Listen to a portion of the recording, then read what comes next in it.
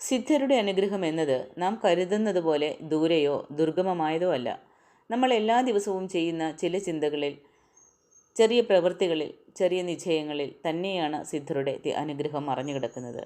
ഒരാൾ മനസ്സ് ശുദ്ധമാക്കാൻ ശ്രമിച്ചാലും ആ ശ്രമത്തിനു പിന്നിൽ ഒരു സത്യത ഉണ്ടാകുമ്പോഴാണ് സിദ്ധരുടെ ദൃഷ്ടി അവിടെ എത്തുന്നത്.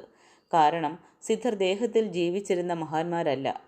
അവർ ഒരു ശക്തിയാണ്, ഒരു ചൈതന്യമാണ്, ഒരു പ്രകാശധാരയാണ്. നമ്മൾ അന്നേരം ആ പ്രകാശധാരയോട് ട്യൂൺ ആവുകയാണെങ്കിൽ അതാണ് അനുഗ്രഹം.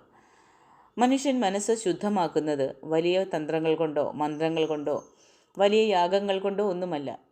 ഒരാൾ ഇന്നത്തെ ദിവസം കള്ളം പറയാതെ ജീവിക്കാൻ തീരുമാനിച്ചാൽ അതൊരു വലിയ ശുദ്ധീകരണമാണ്.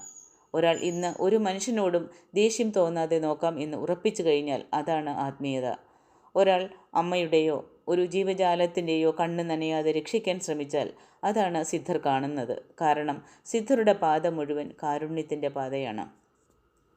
സിദ്ധർമാർ പറയുന്നത്, നിന്റെ മനസ്സ് ശാന്തമാകട്ടെ, നിന്റെ ചിന്തയും വാക്കും ഒരുപോലെ സത്യമാകട്ടെ, ശരീരത്തിന് ഹാനികരമല്ലാത്ത ജീവൻ ശുദ്ധമാകട്ടെ, അപ്പോൾ ഞാൻ നിന്റെ ഉള്ളിലേക്ക് ഇറങ്ങി വരും എന്നാണ്.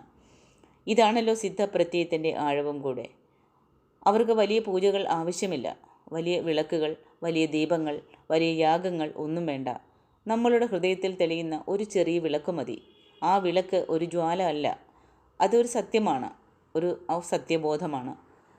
നമ്മളെ തന്നെ കബളിപ്പിക്കാത്ത ഒരു നിമിഷം. ആ നിമിഷത്തിലാണ് സിദ്ധരുടെ അനുകമ്പയെ നമ്മൾ അനുഭവിക്കുന്നത്. ചില ആളുകൾ ചോദിക്കും, സിദ്ധരുടെ അനുഗ്രഹം ലഭിക്കാൻ എന്ത് മന്ത്രമാണ് ഞാൻ ജപിക്കേണ്ടത് എന്ന്. മന്ത്രം പറയുന്നത് മനസ്സിനെ നിലയ്ക്കാൻ അല്ലെങ്കിൽ മനസ്സിനെ നിർത്താൻ പഠിപ്പിക്കുന്നതാണ്. പക്ഷേ അനുഗ്രഹം ലഭിക്കുന്നത് മന്ത്രം കൊണ്ടല്ല, മനസ്സിൻ്റെ ശാന്തത കൊണ്ടാണ്. ഓം നമഃശിവായ എന്ന ആ ഒരു മന്ത്രം, അല്ലെങ്കിൽ അഗസ്ത്യൻ്റെ അരുൾ, ഭോഗർ കാപ്പ്, ഇതേതുമാകട്ടെ, ഏതെങ്കിലും ഒരു നാദം മനസ്സിൽ മൃദുവായി പറയുക. നാദത്തിൻ്റെ തരംഗം മനസ്സിനെ ശാന്തമാക്കിയാൽ സിദ്ധരുടെ ശക്തി സ്വയം വരും. ഓരോ ദിവസവും 5 മിനിറ്റെങ്കിലും കണ്ണ് പൂട്ടിയിരിക്കുക. ശ്വാസം അകത്തു പോകുന്നത് കാണുക, പുറത്തു വരുന്ന ശ്വാസം ശ്രദ്ധിക്കുക. ഒന്നും ചിന്തിക്കേണ്ട, ഒന്നും ചോദിക്കുകയും വേണ്ട. അപ്പോഴാണ് നിങ്ങളുടെ ഊർജ്ജ ശരീരം തുറക്കുന്നത്. സിദ്ധർ പറയുന്നു, ശ്വാസം സത്യത്തിലേക്ക് മാറുമ്പോൾ മനസ്സ് ദൈവത്തിലേക്ക് മാറും. നാം ശ്വാസത്തെ നിയന്ത്രിക്കുന്നില്ല, പക്ഷേ അതിനെ കാണാൻ പഠിക്കുകയാണ്. അതാണ് ധ്യാനം.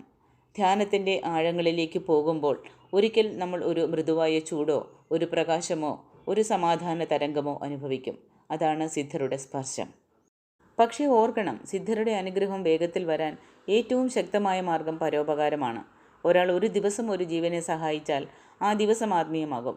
ഒരു പൂച്ചയ്ക്കോ ഒരു പക്ഷിക്കോ വെള്ളം വെച്ചാലും, ഒരു പ്രായമായ ആളെ വഴിയിൽ കൈപിടിച്ച് നടത്തി കൊടുത്താലും ലോകം ചിരിക്കാൻ ഒരു കാരണം നൽകാമെങ്കിൽ അത് സിദ്ധരുടെ ശക്തിയെ ആകർഷിക്കുന്നു. കാരണം അവർ നമ്മളെപ്പോലെ ജീവിച്ചവരാണ്. അവർ മനുഷ്യരുടെ വേദന മനസ്സിലാക്കിയതാണ് ഒരു സിദ്ധസ്ഥാനത്തിലെത്തിയത്. അതുകൊണ്ട് തന്നെ കാരുണ്യമാണ് അവരുടെ ഏറ്റവും പ്രിയപ്പെട്ട പൂജ. ജീവിതത്തിൽ ചെറിയൊരു ശുദ്ധ ഭക്ഷണക്രമം കൊണ്ടുവരിക. അതിന് വലിയ മാറ്റം വേണമെന്നില്ല. ശരീരത്തിൽ കടിച്ചു കയറുന്ന വിഷമില്ലാത്ത ഭക്ഷണം തന്നെയാണ് അവർ ഇഷ്ടപ്പെടുന്നത്. ശുദ്ധമായ ഭക്ഷണം, ശുദ്ധമായ മനസ്സ്, ശുദ്ധമായ ചിന്തകൾ, അനുഗ്രഹം, ഇതാണ് പാത. ഓരോ പ്രഭാതവും നിങ്ങൾ നിലം സ്പർശിക്കൂ. ഭൂമിയെ സ്പർശിക്കുമ്പോൾ ഒരു നിമിഷം മനസ്സിൽ പറയണം, അമ്മേ, ഇന്നത്തെ ദിനം നിൻ്റെ കരുണയിൽ നടക്കട്ടെ എന്ന്. നിങ്ങൾ ഭൂമിയുടെ ഊർജവുമായി ഒന്നിക്കുന്നത് സിദ്ധശക്തിക്കുള്ള ഒരു വാതിൽ തന്നെയാണ്. ഏറ്റവും പ്രധാനമായത് കപടഭക്തി വേണ്ട. മറ്റുള്ളവർ കാണട്ടെ എന്ന് പ്രാർത്ഥിക്കേണ്ട ആവശ്യമില്ല. ഏതെങ്കിലും പുണ്യം കിട്ടാനാണെന്നും കരുതി ഭക്തി ചെയ്യേണ്ട. നിങ്ങൾക്ക് വേണ്ടത് മനസ്സിൻ്റെ തുറന്ന ഒരു സമീപനമാണ്. ചിലപ്പോൾ നമ്മൾക്ക് തോന്നും സിദ്ധരുടെ അനുഗ്രഹം അങ്ങ് ദൂരെയാണെന്ന്. പക്ഷേ അതൊരു ദൂരമല്ല, ഒരു ശ്വാസത്തിൻ്റെ ദൂരം മാത്രമേ ഉള്ളൂ. ഒരു നല്ല ചിന്തയുടെ ദൂരം മാത്രമേ ഉള്ളൂ. ഒരു സത്യവാക്കിൻ്റെ ദൂരം മാത്രമേ ഉള്ളൂ. ഒരു ദിവസം നിങ്ങൾ ഒറ്റയ്ക്കിരിക്കുമ്പോൾ ഒരു നിമിഷം നിങ്ങളുടെ ഉള്ളിലേക്ക് നോക്കൂ. മനസ്സിനോട് ചോദിക്കൂ, ഞാൻ ഇന്ന് ആരെയെങ്കിലും വേദനിപ്പിച്ചോ? ഉത്തരമില്ലെങ്കിൽ അത് തന്നെ അനുഗ്രഹത്തിൻ്റെ വാതിലാണ്.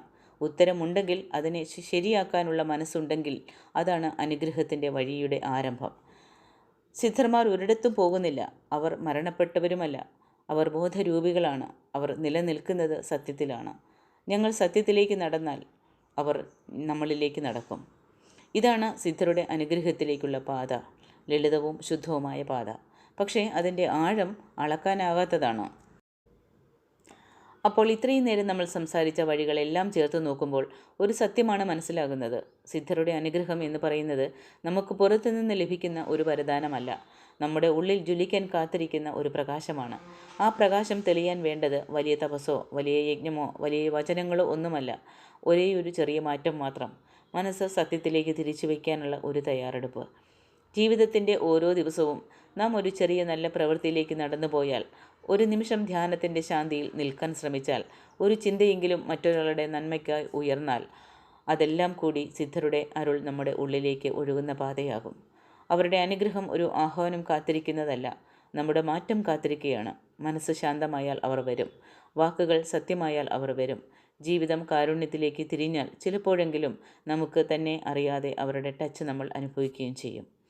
അവസാനം പറയാനുള്ളത് ഒരേ ഒരു കാര്യം മാത്രമാണ്.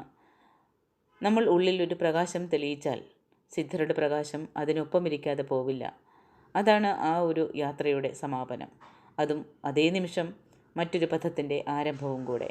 നമ്മുടെ ജീവിത യാഥാർത്ഥ്യങ്ങളെല്ലാം നമ്മൾ തിരിച്ചറിഞ്ഞ് ആ ജീവിതത്തിനോടൊപ്പം നമ്മൾ യാത്ര ചെയ്യാൻ തുടങ്ങുമ്പോൾ മാത്രമാണ് ദൈവാനുഗ്രഹവും സിദ്ധരുടെ അനുഗ്രഹവും എല്ലാം നമ്മളിലേക്ക് എത്തുകയും നമ്മളുടെ ജീവിതം ഏത് പ്രശ്നങ്ങൾക്കിടയിലും ഏത് സാഹചര്യങ്ങളിലും പിടിച്ചു നിൽക്കാനും ഏത് സാഹചര്യങ്ങളെ ഫേസ് ചെയ്യാനുള്ള ഒരു മനക്കരുത്തും നമ്മൾക്ക് ആർജിക്കാൻ പറ്റുകയുള്ളൂ. പ്രശ്നത്തിൽ നിന്നും ഒളിച്ചോടുവാൻ വേണ്ടിയിട്ടല്ല നോക്കേണ്ടത്, ആ പ്രശ്നങ്ങളെ ഫേസ് ചെയ്ത് അതിൽ നിന്നും വെളിയിൽ വരാനാണ് നോക്കേണ്ടത്.